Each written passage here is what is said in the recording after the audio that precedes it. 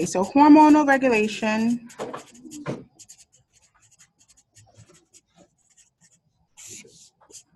And this is for the male reproduction. Okay. Now we know that the male gonads are called the testes.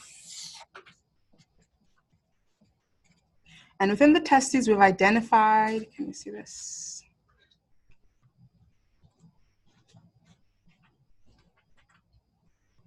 Within the testes, we've identified two types of cells.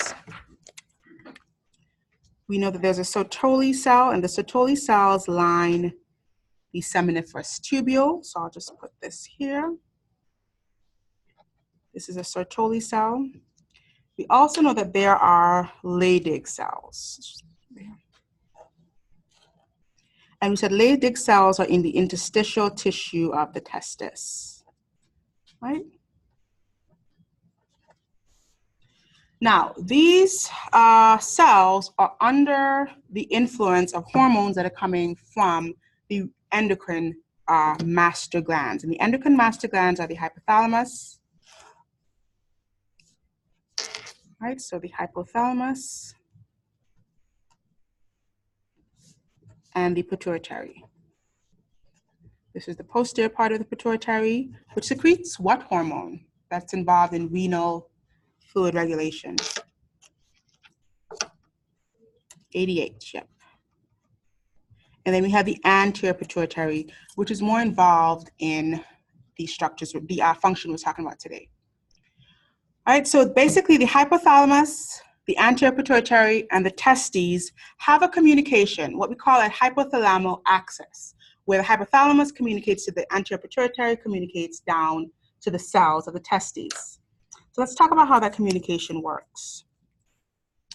So GnRH, right, we know about GnRH, or we should, which is a tropic hormone secreted by the hypothalamus. It's secreted and it makes its way to the anterior pituitary, and it stimulates the anterior pituitary to secrete FSH and LH. Okay, so GnRH stimulates anterior pituitary, FSH, and LH. Now, LH is going to travel to the Leydig cells, and it's going to influence or encourage the Leydig cells to secrete testosterone. All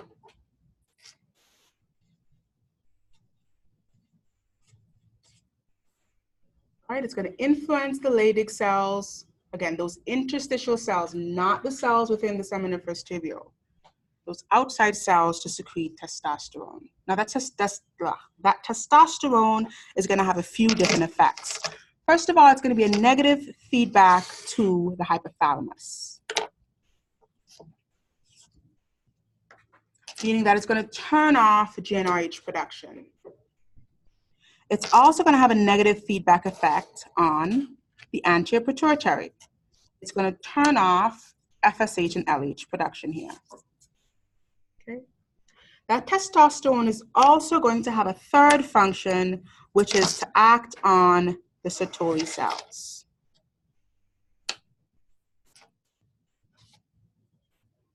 Okay. Now there's a second substance that will act on the Sertoli cells, and that is FSH. So in short, we have two substances stimulating Sertoli cells, and they will stimulate Sertoli cells to do two things. The first one is to increase spermatogenesis.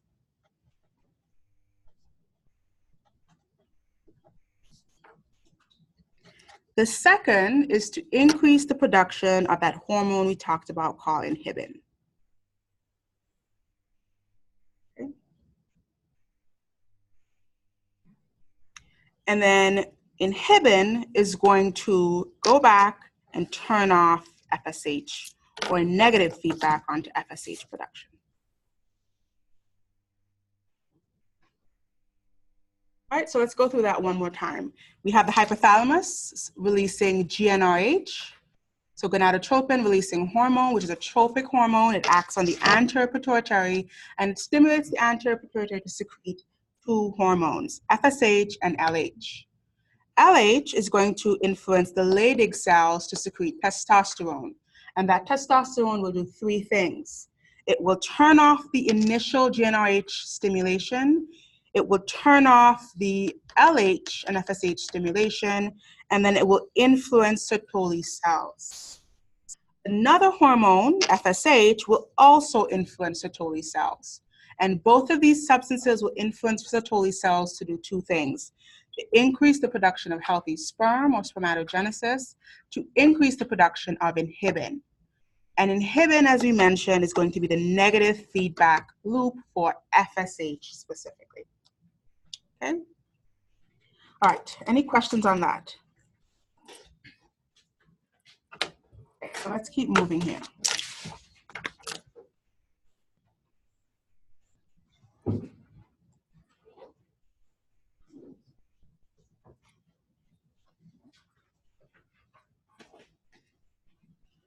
All right, so this table helps to sort of summarize the function of androgens, right, to stimulate spermatogenesis, to promote the development of secondary sex characteristics. Question? So I just want to make sure that testosterone like is a negative feedback to all inhibitory hormones that like affect. Yeah, testosterone is going to inhibit both, okay, whereas inhibit is going to inhibit FSH specifically. Okay. All right, so the functions of androgens, specifically testosterone, we talk about in the case of males, spermatogenesis. So we just saw how testosterone influences the Sertoli cells to produce that healthy sperm. They're also going to be involved in promoting secondary sex characteristics such as deepening of the voice, skeletal muscle development. They're involved in increasing sex drive, but they're involved in a lot of external factors, factors that have nothing to do with reproduction. So hormone secretion, bone growth during adolescence. This is why boys typically get that growth spurt where their long bones get long very quickly during adolescence, and then they promote the development of the male reproductive structures. But androgens have also been associated with behavioral characteristics, such as that androgen rage, if you've ever heard about it, or that testosterone rage, which is where males with a high testosterone dominance are more aggressive, etc., etc. All right, let's look at the development of a sperm, but let's talk about the parts of the sperm first. So this is a single sperm. It has an acrosome. The acrosome has a lot of important functions in terms of burrowing through the ovum, getting into where the oocyte is and bringing about fertilization. It has a nucleus. The nucleus has obviously the DNA and all the important parts of this gamete. Now it has this mid-piece. All right, so just to recap that, the acrosome and the nucleus are found in the head. Then there's the mid-piece, and the mid-piece has a dense region of mitochondria. Now, what do you think that mitochondria is for in a sperm? Movement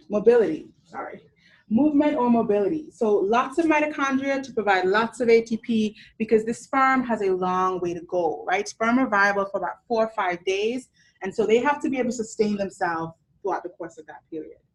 The tail is going to be this sort of mobile whip-like area of the sperm. And again, this is important in its mobility as well. It's going to help propel the sperm forward and help to direct it, right? To give it a sense of guidance in terms of exactly where it's going. Otherwise, it could probably just end up going into a wall or somewhere. So that mobile, that propulsion of the sperm helps to give the sperm a bit of guidance and direction. Let's talk about the process of sperm development. Let's see the time. All right, so the spermatogenesis starts with a spermatogonium, which is a sort of a premature or a primordial germ cell here. And then as it makes its way through the Sertoli cells, right, to remind ourselves, this is the seminiferous tubule, this is a cross section, this is the basement membrane. Outside of this basement membrane, we had a layer of smooth muscle. On the opposite end, we have the lumen of the seminiferous tubule. And then we talked about the tight junctions between here, which form the blood-testis barrier. So sperm development happens from the basement membrane, where it starts as a primordial spermatogonia, right, in its earliest stage of development. And as it makes its way to the luminal side, the sperm matures and becomes a spermatozoa or a spermatocyte or a sperm, okay? Now, in terms of the meiotic process that's taking place, again, we should understand that meiosis is that special division that brings about the daughter cells, the haploid daughter cells. So there are two stages of meiosis. Unlike mitosis, which only has one, there's meiosis 1 and meiosis 2.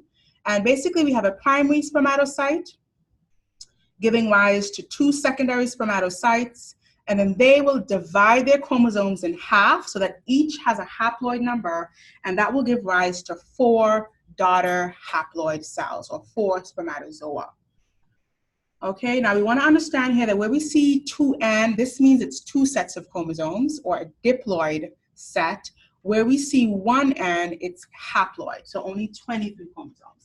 And we really want to make it a point that spermatozoa and all gametes, so sperm and ovum, must have half the number of chromosomes. They must be haploid. If you have the fertilization of 2 gametes, together they should bring about that 46 chromosomes. So we do not want gametes having 46 chromosomes to begin with, right? That's going to give us way too many chromosomes after fertilization. So the whole process of meiosis is to take a cell and divide the amount of chromosomes so that it becomes haploid. All right, so again, reminding ourselves of the process of sperm development, which we talked about a few slides back, happening from the basement membrane to the lumen. And so following mitosis, one spermatogonium is going to stay around to produce more cells. So we don't completely exhaust all of the primordial, all of the early spermatogonium. We actually keep some around to continue that process. Now, sperm are released into the lumen of the seminiferous tubules, and they remain immotile for 20 days. So there's a period where they're just sort of chilling, hanging around in the seminiferous tubule. They're not motile yet. They're not moving just yet. They don't have that fluid around them. And then after they move to the epididymis and they start to get that luminal fluid, they then acquire their motility. And now from the epididymis, they can make their way freely towards the external environment. So they go from the epididymis to the vas deferens, from the vas deferens, again, all the way to the urethra, and then out through the spongy urethra. Let's talk about the sexual response in males. Let's see which time. All right, so let's go up until 11, and then we'll take a 10-minute break. So let's talk about the sexual response in males. This is controlled by the autonomic nervous system, both divisions of the autonomic nervous system. And this is brought about by spinal reflexes. So spinal reflexes meaning this does not happen under our voluntary control, right? These are reflexes which are generated in the absence of our cognition. So there are 3 phases of the sexual male response. There's an erection, which is influenced by the parasympathetic division. There's emission, and then ejaculation. Both emission and ejaculation are functions of the sympathetic nervous system. The stimuli for the sexual male response is going to be mechanoreceptors in the penis, and other erogenous zones are the sensitive zones found throughout the body where there are mechanoreceptors, as well as descending signals from higher brain centers. So your frontal cortex here, things that you perceive, images, visuals, thoughts, are also stimuli for the sexual male response, particularly in the case of males, right? They're more susceptible to that influence and that stimuli. Okay, let's go through this flow chart, and then we'll take a bit of a break. So we have mechanical stimulation of receptors in the penis or other erogenous zones. And we also have descending neural pathways from the brain. So this would be the frontal cortex, images, et cetera, that are coming through our cognition. Both of these will feed into the spinal cord, right? So eliciting this spinal reflex. And this will do 2 things. It'll increase the parasympathetic neuron activity to the penis and decrease the sympathetic activity in neurons to the penis. So the initial stimulus is going to be decreasing sympathetic, increasing parasympathetic. Remember we said that erection is a function of the parasympathetic nervous system. This then brings about relaxation of the smooth muscles, right, by relaxing those arterioles that are around the erectile tissue, and this brings more blood flow to the penis, that corpora cavernosa and corpora spongiosum that we talked about.